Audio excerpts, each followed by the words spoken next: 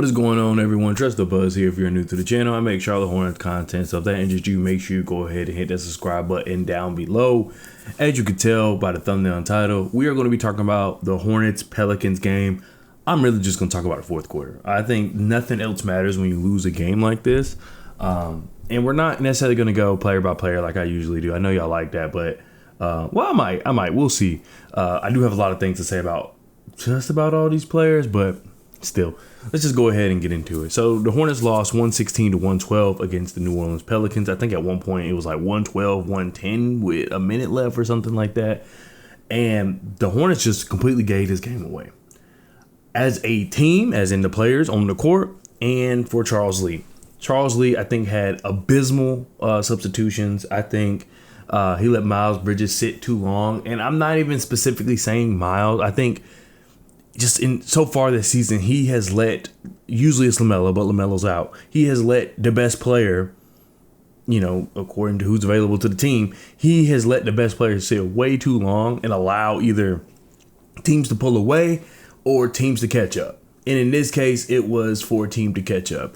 I want to verify that, I know I've been seeing it, but I kind of want to get the more in-depth look at it. So I'll be sure to go back and look at those games, and I definitely want to talk about it on here. But I just know from watching the games, he lets our best player sit way too long.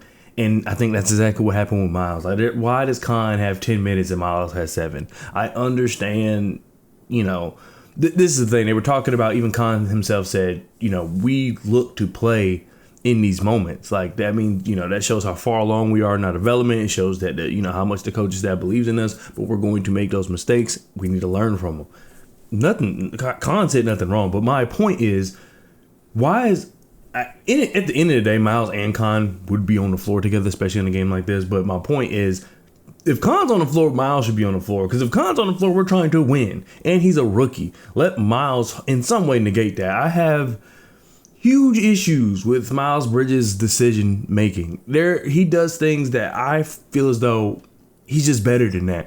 A lot of things I see with Miles Bridges, I'm just like, he's better. I know he's better than that. I don't know where that is, but that's a video for another day. Either way, Miles should have been on the floor, and I don't think, I think Charles Lee just waited too late. And by that point, the Pelicans were already having momentum, and it's not about, this is what I think Charles Lee was thinking. If they get within a certain point range, we'll put in Miles. I don't think he's really thinking about the momentum gain. So even though at one point they were down 8, let's say, they've came from 14 or 16 or whatever the case may be. And I don't think that was accurate. But my point is, he's waiting to this point range, but not understanding the momentum. And the Pelicans had momentum, and we didn't. We lost all of our momentum. So that's the biggest thing, is that Charles Lee's substitutions just were not good. They have not been good all season. I don't like his rotations. I don't like people he have on the court. It's frustrating to watch. With that being said, I see a lot of people saying he should get fired. I'm not, just because it's my favorite team, I'm not going to change how I feel about this, but you should give your coach some time with their best player. In this case, 2 of his best players. So this is the thing. I can see that if you're watching this and saying, okay, he still's making bad decisions. He still has bad game management. How does Brandon and LaMelo change that? And I agree. That's something you can project. He can also get better at. So who knows? That's something he can develop. And just as these players got to develop, coaches got to develop. He can get better at that. That's something that can be fixed. That's why I'm not just jumping overboard with it. But I do think that in a game where I do feel like, even though the Pelicans are not good, even though they were missing technically their 2 best players with Zion and DeJounte Murray. Is DeJounte Murray the second? I don't know. I'll probably put Trey Murphy. Anyway, the point is they were missing 2 players.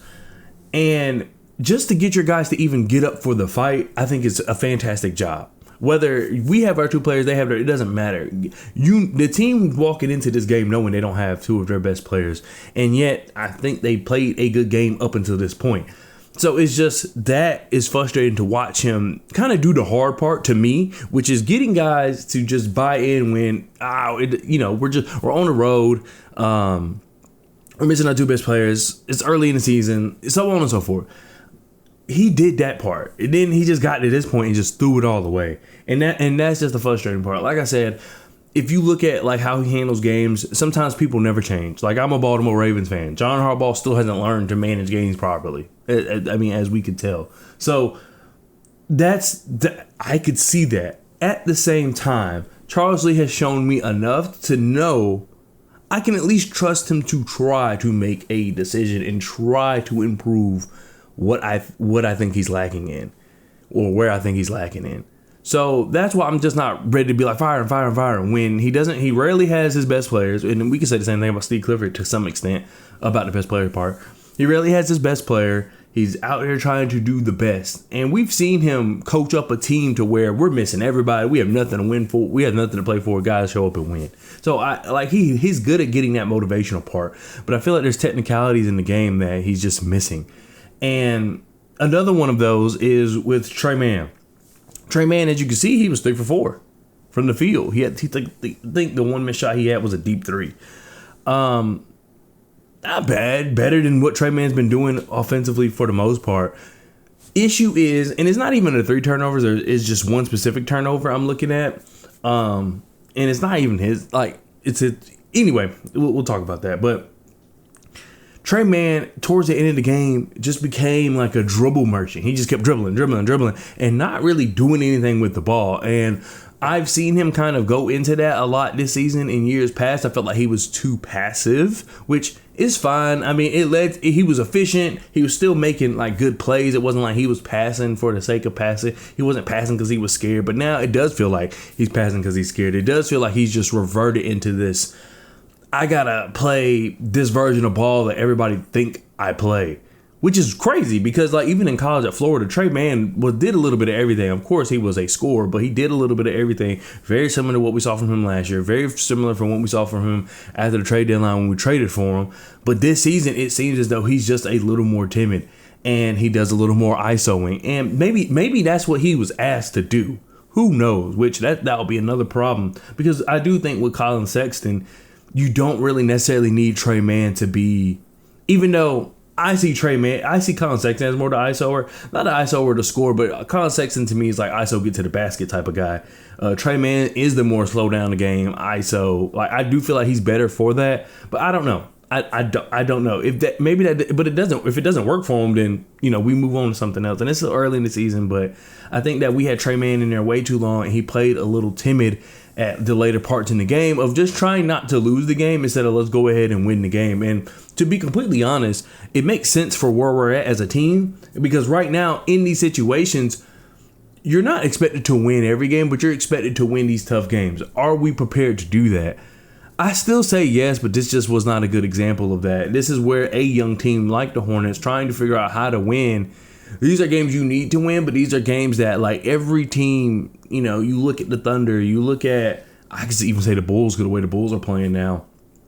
You look at teams like that. I'm trying to think of another young team. The Suns, when they, kind of are going through their like younger era with, Devin Booker, who seems like he's been 24 forever.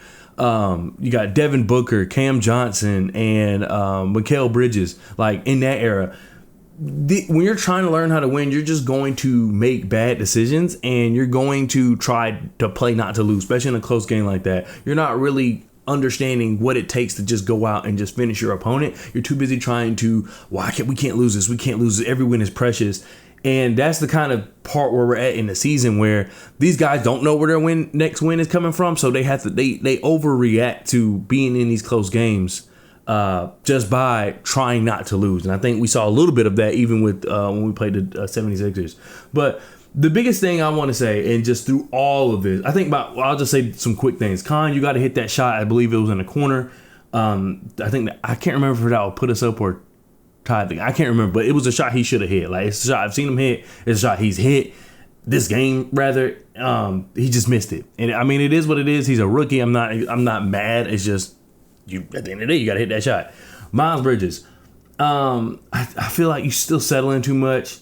But the biggest thing I will say is at the very end, when Miles got the ball, he didn't even try to work for a better shot. We had so much time. I think there was 9 seconds left after he took the shot.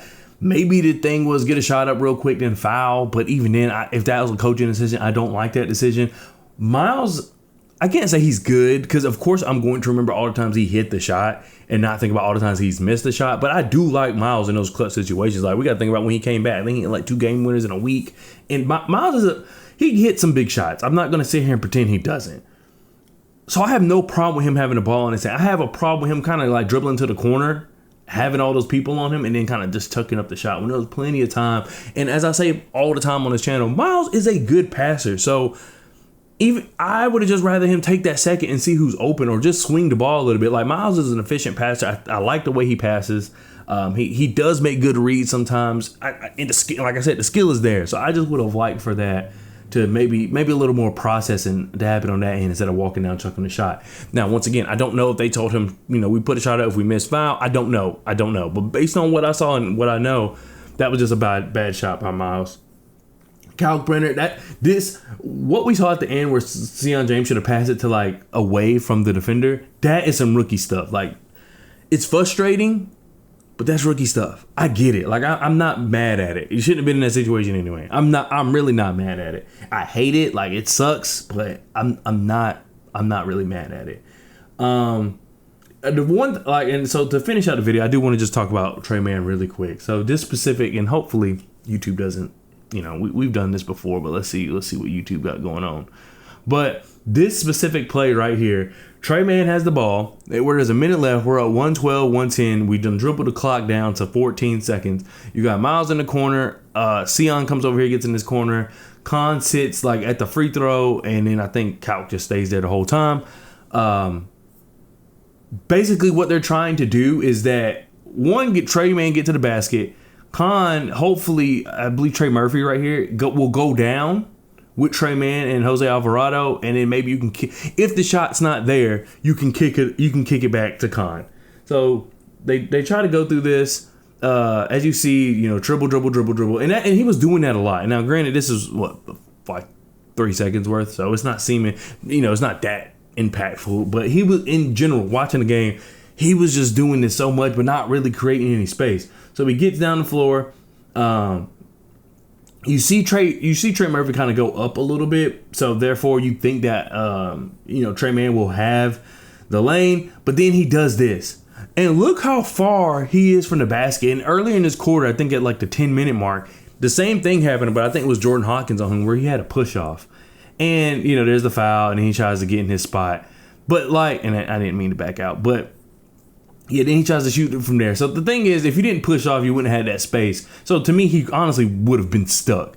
And Jose Alvarado, we know what he does. And that was another little small thing, is that Jose Alvarado got away with so much this game. Not got away like fouls and stuff, but I'm just saying, like, everybody knows how Jose Alvarado plays. Except us, it seemed like. We were just allowing him to kind of play this mind game that he played when he caught the league by storm. And he still does that night in, night out. Like, that's the kind of player he is finding new ways to just like deceive you defensively. And we just kept kind of allowing him to do that. And like I said, everybody knows that's how he plays, except us, it seems. But my whole point in bringing this play up is not really even to talk about like Tre Mann. That was a bad play, which it was, but still. Because like they're calling that, and there's no one around you. It's like you're wide open to like there's a ref right here, like, and I don't even know if he was the one to call it. I don't know who called it. Maybe it was him to call it. Anyway, it happened early, and I think in the same spot. But this is where I want to talk about Charles Lee for a quick second before we close out the video. If your play is to get downhill and either draw people on you, so you have shooters in the corners and you have Khan at the top, or get the basket at the rim, why is Tre Mann in there? I like Tre Mann. I'm happy we got him back. He's had a rough start to the season. I still like Tre Mann. You know who is good at getting to the basket? Who probably is the best on the team at getting to the basket right now? Colin Sexton. I know Colin Sexton, I don't even think he made a shot in the fourth, but I would have rather, if this is the play you wanted to do, I'm putting Colin Sexton here because no one gets downhill or can absorb contact that we have on our team like Colin Sexton, except Miles Bridges, who, once again, has the talent to do it. It's just been off. I don't understand why this wasn't Colin Sexton. I understand why it wasn't Miles, because that was the first thing I wondered. Why is it not Miles? But you have Herb Jones. In my thought, I could be completely off here, but who's more likely to crash down in the paint to help contest a shot at the rim? Herb Jones or Jose Alvarado or Trey Murphy? And I actually don't even know who that is. My idea would be it would be Herb Jones. So therefore, that's why you would want Jose Alvarado out.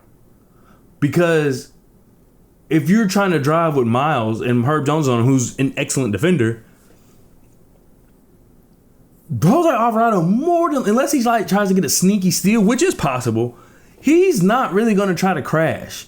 So therefore, if you have the shooter in the corner, he's not going to move. So the shooter in the corner doesn't get the ball. That's just my line of thinking. I could be wrong. I'm not a basketball expert. I'm just a fan. But that's just my line of thinking. So therefore, if the whole thing is to either get a shot at the rim or kick it to Khan, Miles, or Sion, I'm putting Colin Sexton in there, who puts more pressure than anybody at the rim. And like I said, Colin Sexton is good at absorbing the contact, and he doesn't necessarily need to push off to create this space. He's quick. Like at least it would maybe even cause Jose Alvarado to foul there instead of this push off. And then another thing, like okay, maybe you were trying to get Derek Queen to because he's a rookie, like a rookie on rookie. Maybe you're trying to get Derek Queen to kind of help. But if you do the scout report on Derek Queen, as good as I think Derek Queen can be, it's not like he's just this prolific shot blocker. So I don't know his tendencies like that, but I do know for a fact that he's more of an offensive big. Yeah, rookies are going to try to make the play, but still, I don't know if you were really going to get that here. So your best bet was that Herb Jones crashes, and I really don't remember who this is, but even them, I wouldn't expect them to really crash. Herb Jones is the one I would expect to crash, so you could kick it to him. Trey Murphy too, he's the best player on the team, based on who's on the floor. So I could see him trying to make the play as well. Then you have Khan. But either way, my point is, if you were trying to get people to crash to the paint, I just would have put in Colin Sexton. And that's like a decision thing that I was talking about, is that it just wasn't the right one, in my opinion. But anyway, let me know what your thoughts are down in the comment section below. I do want to go back and just look at all the games and just start the fourth quarter and see how long certain players sit, because I think that would be very interesting to see, because I know I've been seeing it, but I don't know, when you're watching the games, you don't really understand. You're not really thinking, oh, this exact amount of time has passed. It's more like, oh, it's been a while since I saw what's his name on the floor. So I do want to go back and actually look at that. But yeah, I just thought that we gave this game away. I think the players didn't execute, but most of all, the coach didn't put them in the best spot. Am I ready to say fire Charles Lee? No. I do get why people may say it, because like I said, some of the things he's doing right now, you can hope they improve, but there have been plenty of data to show some of these coaches never improve these kind of things. That's just who they are. They pick their favorite players, or they're afraid to adjust or something like that. Not afraid, but reluctant to adjust. So that could cause we could see the writing on the wall. I wouldn't be surprised if Charles Lee remains this way. Then when he does eventually get fired, someone could say, we saw this from 2 years ago, a year ago. So I get it. I'm just saying I'm not there yet. I find it, and like I said, just because it's my favorite team, I'm not going to change my mind. But I just find it very hard and difficult to say you want to fire a coach when he rarely has his best players. I just think it's not fair. And NBA is not fair. Life's not fair. So I get it. But that's just me. You don't have to agree with me by any means. That's the whole point of this channel. So once again, let me know what your thoughts are down in the comment section below, and I'll see you guys next time. Peace.